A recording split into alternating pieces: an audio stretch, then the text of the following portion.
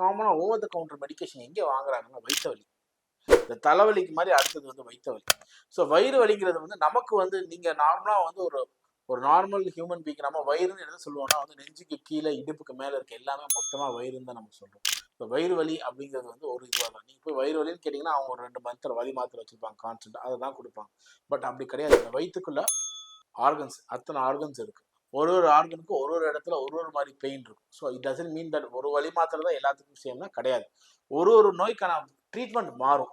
So நீங்கள் treatment எடுக்காமல் வலியை மட்டும் மாத்திரை சாப்பிட்டுட்டு இருந்தீங்கன்னா you are going to complicate the issue. இப்போ இதே இது வந்து அப்பெண்டிக்ஸ் இருக்கும் போதும் வலி வயிற்றுல தான் இருக்கும், சரிங்களா? ஆனால் எந்த இடங்கிறது மாறும். ஸோ டாக்டர்ஸ் நோஸ் ரைட் சைடில் இருக்கா லெஃப்ட் சைடில் இருக்கா, இன்னொன்று வந்து சைடஸ் யூனிவர்சிட்டி ஒரு சில பேருக்கு அப்பெண்டிக்ஸ் இல்லை லெஃப்ட் சைடில் இருக்கும். ஸோ எப்பவுமே வந்து வலி வரும்போது டாக்டரை போய் பார்த்துட்டு அதுக்கான இன்வெஸ்டிகேஷன் பண்ணும்போது தான் நமக்கு எதனால் அந்த வலியை இருக்குன்னு தெரியும். இதே இப்போ ஒரு காமனாக எடுத்துக்கோ, ஒரு அப்பெண்டிக்ஸ் இருக்குது. ஸோ அப்பெண்டிக்ஸ் வயிறு வலிக்குது, இந்த இடத்துல ரைட் சைடில் வலிக்குதுன்னு சொல்லுவாங்க பேஷண்ட்டு. யூஸ்வலாக அங்கே தான் வலி வரும் நார்மல் பேஷண்ட்டுக்கு. ஸோ வலி வருது வயிற்று வலின்னு போய் அவங்க கவுண்டரில் நிற்கும் போது என்ன சொல்லுவாங்க, அவங்க ஒரு பெயின் கில்லர் கொடுப்பாங்க. ஸோ ஆனால் இன்ஃபெக்ஷன் அங்கே இருக்க தான் செய்யும், அந்த பாக்டீரியா வளரதான் செய்யும். ஆனால் வலி மட்டும் உங்களுக்கு வந்து குறையுமே தவிர இந்த இதுக்கு வந்து ரிலீஃப் வராது. ஸோ என்ன ஆகுது, அது க்ரோ அங்கே அப்பெண்டிக்ஸில் சீல் வச்சு வெடிச்சு எல்லாம் ப்ராப்ளம் வந்து காம்ப்ளிகேஷன் ஓவராக மாறுது. கிட்டத்தட்ட அது வந்து உயிருக்கு ஆபத்தான நிலைமையில போயிடும். அதே மாதிரி கல். ஸோ கல் இருக்கும்போது எல்லாருமே நார்மலாக வந்து கல் இருந்தால் நான் இதை சாப்பிட்றேன் அதை சாப்பிட்றேன்னு சொல்லுவாங்க. நான் இந்த ஜூஸ் குடிச்சா சரியாக போயிடும் அந்த இது. ஓகே, இதெல்லாமே இருக்குது, இல்லைன்னு சொல்கிறது. பட் ஆனால் வந்து நம்ம டாக்டரை பார்க்கும்போது உங்களுக்கு ஃபார்மாக இருக்க கல்லோட சைஸ் வெளியில் வரக்கூடிய லெவலில் இருந்தால் தான் நீங்கள் இந்த மாத்திரைலாம் சாப்பிட்டா அது வெளியில் வரும்.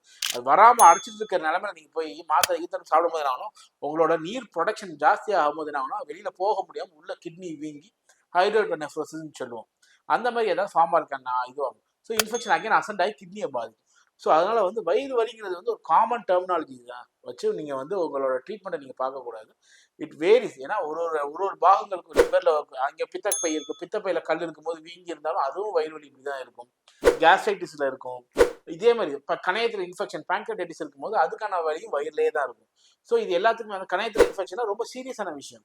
நீங்கள் இனிஷியலாக நல்லா இருப்பீங்க, பட் ஆனால் அது எப்படி ப்ரோக்ரஸ் ஆகும்னு தெரியாது. ஸோ அன்லஸ் அந்த ப்ராப்பர் டயக்னோஸ்க்கு வராமல் நீங்கள் ஓவர் த கவுண்டர் மெடிக்கேஷன் வாங்கி சாப்பிடும்போது you are going to risk your life next.